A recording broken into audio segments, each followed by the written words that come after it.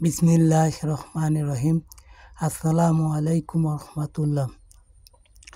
জাতি গত 3 দিন রাষ্ট্রীয় শোক পালন করেছে। কারণ ঢাকার উত্তরা দিয়াবাড়িতে মাইলস্টোন নামে একটি স্কুলের উপর প্রশিক্ষণরত জেট বিমান ভেঙে পড়েছে। এটা প্রথম না,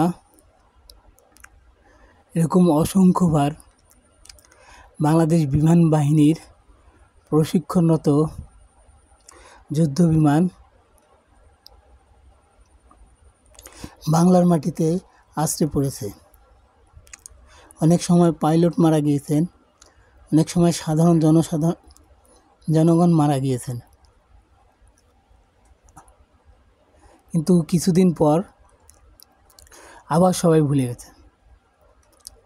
কিন্তু আসলে জনবহুল এলাকায় যুদ্ধ বিমানের প্রশিক্ষণ চালানোটা সঠিক কিনা এই সম্পর্কে এনটিভি বাংলা নিউজের একটি প্রতিবেদন দেখি। অবশ্যই এটি এটিএন বাংলা নিউজের সৌজন্যে। পরিত্যক্ত পড়ে আছে একাধিক এয়ারফিল্ড, অথচ মাথার উপরেই যুদ্ধ বিমানের প্রশিক্ষণ। বিশেষজ্ঞরা বলছেন, এমন এলাকায় যুদ্ধ বিমান চলাচল শুধু জননিরাপত্তার জন্য হুমকি নয়, বরং আন্তর্জাতিক নির্দেশনাও এর অনুমোদন দেয় না। আন্তর্জাতিক সিভিল এভিয়েশন অর্গানাইজেশনের সুস্পষ্ট নির্দেশনা রয়েছে জনবসতিপূর্ণ অঞ্চলে প্রশিক্ষণ কার্যক্রম পরিচালনা না করার ব্যাপারে। তবে বিষয় হলো, দেশের বিভিন্ন অঞ্চলে প্রশিক্ষণের জন্য উপযোগী একাধিক এয়ারফিল্ড থাকা সত্ত্বেও সেগুলো কার্যকরভাবে ব্যবহৃত হচ্ছে না। বাংলাদেশে একাধিক যুদ্ধ বিমান প্রশিক্ষণের জায়গা থাকার পরেও কেন জনবহুল ঢাকা শহরের উপরেই যুদ্ধ বিমানগুলির প্রশিক্ষণ দেওয়ার প্রয়োজন?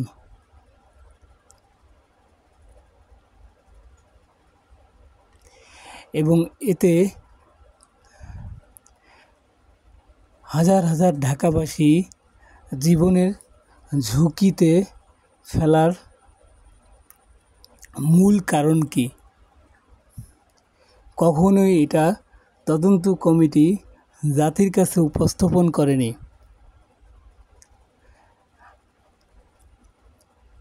আর লক্ষ লক্ষ মানুষকে ঝুঁকিতে রেখে বিমান বাহিনীর যুদ্ধ বিমানের প্রশিক্ষণ ঢাকা জনবহুল এলাকার উপর কতটা আইনত ও যুক্তিসঙ্গত ও মানবিক, এটার বিশ্লেষণও কেউ কখনো করেনি। এবং তাদের এই পরিকল্পনাও পরিবর্তনের জন্যে কখনো কোনো সরকার কোনো রকম উদ্যোগ গ্রহণ করেনি, কোনো রাজনৈতিক দলও এ নিয়ে প্রতিবাদ করেনি। এর ফলে একটার পর একটা দুর্ঘটনা ঘটেছে এবং অসংখ্য নিরীহ মানুষ, অসংখ্য সম্ভাবনাময় জীবন শেষ হয়ে গেছে। এটা আসলে পরিকল্পিতভাবে রাষ্ট্রীয় হত্যা। দুর্ঘটনা নাকি রাষ্ট্রীয় হত্যা, যে প্রশ্নগুলোর উত্তর এখন দিতে হবে। এটা সার্চ অফ মিস্ট্রি নামে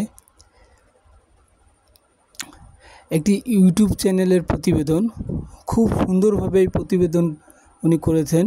অবশ্যই প্রতিবেদনের লিঙ্ক ডিসক্রিপশন বক্সে দিয়ে দিব। তার প্রতিবেদনের কিছু অংশ আপনাদের শোনাতে চাই। ইয়াক 130 বিধ্বস্ত, এক পাইলট নিহত। প্রতিটি ঘটনায় চলে আসে পুরনো বিমান, প্রযুক্তিগত সমস্যা, প্রশিক্ষণ ঘাটতি এবং নিরাপত্তা ত্রুটি। একদিনের জাতীয় শোক দিবস পালনের মধ্যে এই সমস্যা মিটে যাবে না। জাতি জানতে চাই, আরও যে পুরনো ত্রুটিপূর্ণ ফাইটার জেটগুলো বাকি রয়েছে সেগুলোর কি হবে? কার মাথার উপর ভাঙা হবে সেগুলো? এই দেশটাকে এমন ভঙ্গুর অবস্থা থেকে ফেরাতে হবে। আমাদের সামরিক সক্ষমতা বাড়াতেই হবে, আধুনিক ও যুগ উপযোগী করে গড়ে তুলতে হবে। শেষের অংশ রাজনৈতিক নেতারা হাত পা দেখুন। শোডাউন করছে। হ্যাঁ, দুর্ঘটনা যে কোনো দেশেই ঘটতে পারে, কিন্তু প্রস্তুতির অভাব আর বিশৃঙ্খলা যখন মৃত্যুর থেকেও ভয়ঙ্কর হয়ে ওঠে, তখন প্রশ্ন ওঠে, এসব কি নিছক দুর্ঘটনা নাকি রাষ্ট্রীয় হত্যা? মাইলস্টোনের নিহত শিক্ষার্থীদের পরিবার এই শোক কিভাবে সহ্য করবে আমরা জানি না। যারা বেঁচে আছেন তারা সারাটি জীবনে এই ট্রমার সাথে যুদ্ধ করে কিভাবে বাঁচবেন সেই উত্তরও আমাদের কাছে নেই। কখনো কখনো মনে হয় এই বাংলাদেশে এতগুলো মানুষ যে এখনো বেঁচে আছেন সেটাই একটা মিরাকল, আর আমরা সেই মিরাকলের একটা সেলুকাস ক্যারেক্টার। কতটা আক্ষেপ নিয়ে উনি তার প্রতিবেদনটি শেষ করেছেন। আসলে যখন কোনো দুর্ঘটনা হয় তখন সরকার রাষ্ট্রীয় শোক ঘোষণা করে এবং তদন্ত কমিটি গঠন করে দেন। যথারীতি তদন্ত কমিটি রিপোর্ট প্রদান করে, কিন্তু কখনোই সমস্যার সমাধান হয়নি। F-7 যুদ্ধবিমান এটাই প্রথম না যা জনগণের উপর ভেঙে পড়েছে, এবং আরও অনেক ত্রুটিপূর্ণ বিমান এখনও বিমান বাহিনীতে রয়েছে, যা যে কোনো সময় আবার জনগণের উপর মাথার উপর ভেঙে পড়বে। জানি না আর কত হৃদয় বিদারক ঘটনা হওয়ার পরে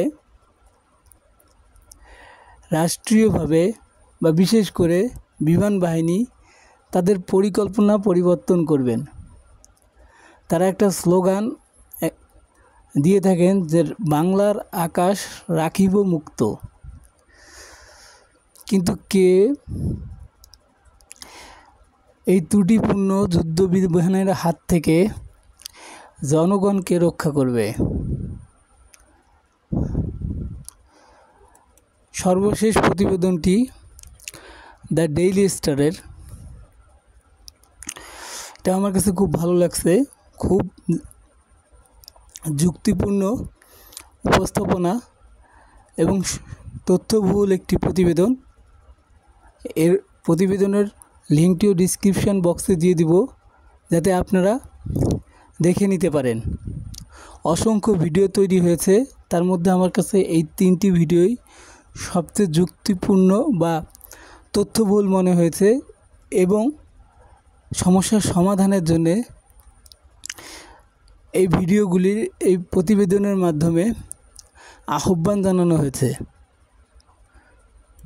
ঘটনার বেশিরভাগই উড্ডয়ন বা অবতরণের সময় ঘটে, তাই কঠোর বিধিনিষেধ থাকে যাতে রানওয়ের আশেপাশে স্কুল, কলেজ, শপিং মলের মতো ঘন বসতিপূর্ণ স্থাপনা না গড়ে ওঠে। কিন্তু ঢাকা বিমানবন্দরের ক্ষেত্রে ঠিক উল্টোটাই দেখি আমরা। এভিয়েশন বিশেষজ্ঞরা অবিলম্বে সামরিক বিমান প্রশিক্ষণ পরিচালনা ঢাকা থেকে সরানোর কথা বলছেন।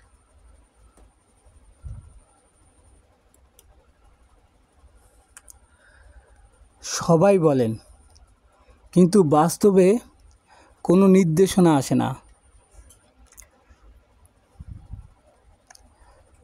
জাতীয় কবি কাজী নজরুল ইসলাম কারবালার উপর তিনি একটি কবিতা লিখেছিলেন,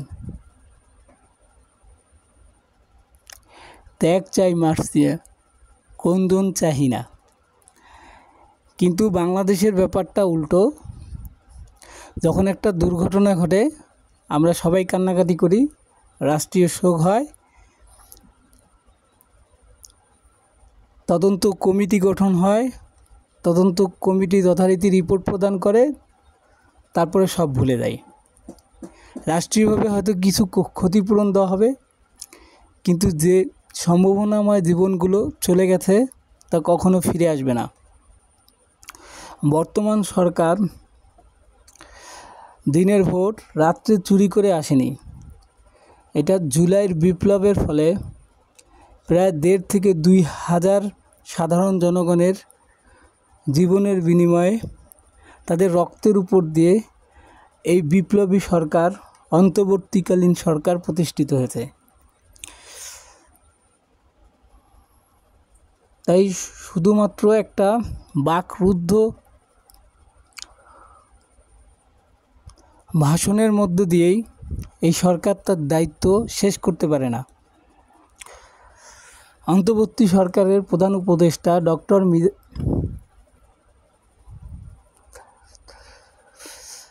ডক্টর মোহাম্মদ ইউনূসের কাছে বিনীত আবেদন, অবিলম্বেই রাজধানী ঢাকা সহ সকল বিভাগীয় শহরের উপরে যুদ্ধ বিমান প্রশিক্ষণ প্রদানের কার্যক্রম বন্ধ ঘোষণা করুন। রাজধানী ঢাকা সহ সকল বিভাগীয় শহরগুলি আকাশকে no fly zone for fighter jet যুদ্ধ বিমানের জন্যে এই আকাশগুলো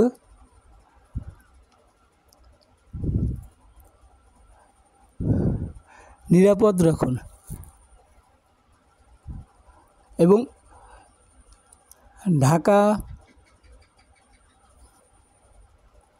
মহানগর সহ সকল বিভাগীয় শহরের উপর তাদের প্রশিক্ষণ বন্ধ করুন।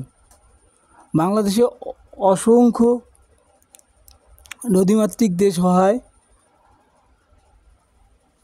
অসংখ্য এলাকা আছে যেখানে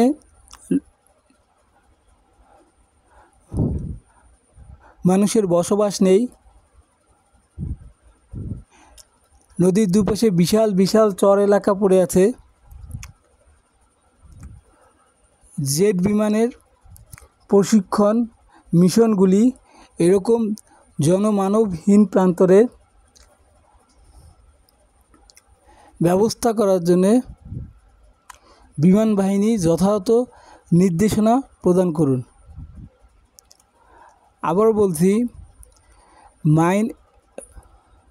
মাইলস্টোন স্কুলের ট্র্যাজেডির পর যেন আর কোনো জনবহুল এলাকায় জনগণের মাথার উপর প্রশিক্ষণরত যুদ্ধ বিমান ভেঙে না পড়ে এবং এর মাধ্যমে জনগণ হতাহত বা নিহত না হয়, তার যথাযথ ব্যবস্থা গ্রহণ করুন।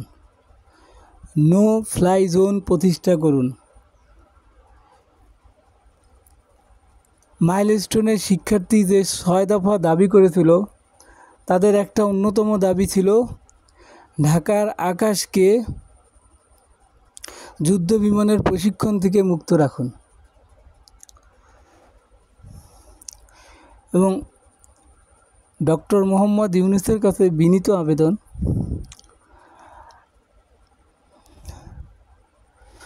নো ফ্লাই জোন ঘোষণার যথাযথ ব্যবস্থা গ্রহণ করুন। বাকরুদ্ধভাবে